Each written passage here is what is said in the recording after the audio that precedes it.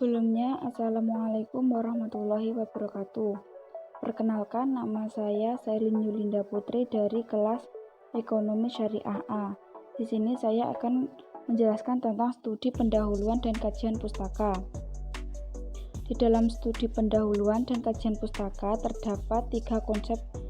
Tiga konsep tersebut adalah pendahuluan, kajian pustaka, dan kerangka konseptual. Yang pertama, pendahuluan. Dalam pendahuluan ini berisi tentang latar belakang masalah, fokus penelitian dan rumusan masalah, tujuan dan manfaat penelitian. Yang kedua, kajian pustaka. Kajian pustaka ini merupakan proses mempelajari penemuan-penemuan penelitian yang terdahulu dengan cara mendalami, mencermati, menelaah, dan mengidentifikasi pengetahuan. Mengapa penelitian harus melakukan kajian pustaka? Hal ini untuk melakukan penelitian, seorang peneliti harus memiliki pengetahuan yang luas. Secara teoretik, orang yang pengetahuannya masih dangkal mustahil dapat melakukan penelitian dengan baik. Untuk dapat melakukan penelitian yang seperti seharusnya, peneliti dituntut untuk menguasai sekurang-kurangnya ada dua hal, yakni bidang yang diteliti dan cara-cara atau prosedur melakukan penelitian, sehingga calon peneliti tersebut harus banyak membaca, mengkaji berbagai literatur. Yang ketiga yaitu kerangka konseptual. Konsep ini memberikan gambaran dan mengarahkan asumsi mengenai variabel-variabel yang akan diteliti.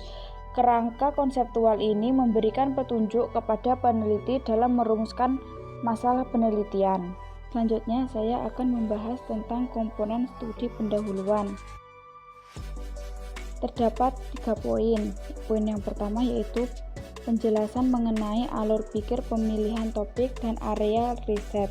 Di dalamnya terdapat latar belakang, ruang lingkup, dan batas-batas riset, asumsi yang digunakan, dan tujuan umum riset. Yang pertama, latar belakang. Latar belakang ini memuat fenomena teoritis dan fenomena praktik yang menggambarkan dasar-dasar yang akan diteliti. Dalam latar belakang masalah ini intinya berisi tentang jawaban atas pertanyaan mengapa perlu dilakukan penelitian. Yang kedua yaitu batasan atau fokus masalah. Kalau dalam penelitian kuantitatif, fokus penelitian ini merupakan batasan masalah karena adanya keterbatasan baik tenaga, dana, dan waktu. Dan supaya hasil penelitian lebih terfokus, maka penelitian tidak akan melakukan penelitian terhadap keseluruhan yang ada pada objek atau situasi sosial tertentu, tetapi perlu menentukan fokus. Pada penelitian kualitatif, penentuan fokus berdasarkan hasil studi pendahuluan, pengalaman, referensi, dan disarankan oleh pembimbing atau orang yang dipandang ahli. Fokus dalam penelitian ini juga masih bersifat sementara dan akan berkembang setelah peneliti di lapangan. Yang ketiga yaitu tujuan umum. Secara umum, tujuan penelitian adalah untuk menemukan, mengembangkan, dan membuktikan pengetahuan. Sedangkan secara khusus, tujuan penelitian kualitatif adalah untuk menemukan pemahaman terhadap situasi sosial yang diteliti, hipotesis, pola hubungan yang akhirnya dapat dikembangkan menjadi teori. Yang poin kedua yaitu elaborasi tentang tinjauan terhadap kepustakaan atau literatur review dalam bidang yang dikaji atau riset terdahulu. Maksudnya di sini adalah menampilkan hasil tinjauan kepustakaan atau literatur review seperti jurnal, riset terdahulu, seminar lokakarya, pendapat pemegang otoritas yang sesuai dengan bidang penelitian. Yang poin ketiga yaitu menggambarkan tentang hubungan antara hasil kepustakaan dan kerangka konseptual yang dikembangkan. Maksud di sini adalah dalam pendahuluan, data, fakta, dan referensi hasil kepustakaan menunjukkan fakta dan fenomena yang memang berdasarkan fakta, pengalaman, dan referensi yang ditangkap dengan panca indera peneliti terdahulu sehingga dapat digunakan untuk menyusun kerangka konsep yang akan dikembangkan oleh peneliti sekarang. Yang kedua yaitu saya akan menjelaskan tentang komponen kerangka konseptual. Di sini ada 3 poin juga. Poin yang pertama yaitu mengemukakan kerangka teoritis yang dipakai dalam penelitian. Maksudnya, dalam kerangka konseptual ini menjelaskan konsep yang terdapat pada asumsi teoritis yang kemudian digunakan untuk mengistilahkan unsur yang terdapat dalam objek yang akan diteliti, serta menunjukkan adanya hubungan antara konsep tersebut.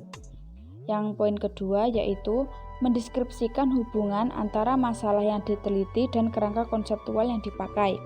Maksudnya yaitu dalam rangka menyusun hipotesis penelitian yang berbentuk hubungan maupun komparasi, maka perlu dikemukakan kerangka berpikir. Kerangka berpikir dalam suatu penelitian perlu dikemukakan apabila penelitian hanya membahas satu variabel atau lebih secara mandiri, maka yang dilakukan peneliti yaitu mendeskripsikan teori untuk masing-masing variabel, juga argumen terhadap variasi besaran variabel yang diteliti. Sedangkan jika peneliti melakukan penelitian yang berkenaan dengan dua variabel atau lebih, biasanya dirumuskan hipotesis yang berbentuk komparasi maupun hubungan. Untuk poin yang ketiga yaitu menjelaskan hubungan antara kerangka teoritis dan penelitian terdahulu. Hubungan antara hasil penelitian yang pernah dilakukan sebelumnya dengan penelitian yang akan dilakukan itu untuk menemukan suatu teori yang dapat membantu peneliti menemukan suatu kerangka konseptual. Yang terakhir yaitu saya akan menjelaskan tentang komponen kajian pustaka. Di sini ada 2 poin. Poin yang pertama yaitu melakukan theoretical mapping atas karya terdahulu atas tema yang sedang diteliti dan bukan sekedar penjelasan komponen pada tema secara berdiri sendiri. Maksud di sini yaitu melakukan pemetaan teoritis yang menguraikan tentang konsep, pengertian, penjelasan, jenis, faktor, dimensi, indikator, unsur, ciri, langkah-langkah, aturan, hukum, perundang-undangan, dan dalil yang ada hubungannya dengan variabel yang diteliti berdasarkan referensi kepustakaan yang terdahulu serta dapat mendukung penelitian yang akan dilakukan. Poin yang kedua yaitu menggambarkan theoretical mapping atas karya terdahulu tersebut baik dalam ranah subjek maupun lokasi penelitian.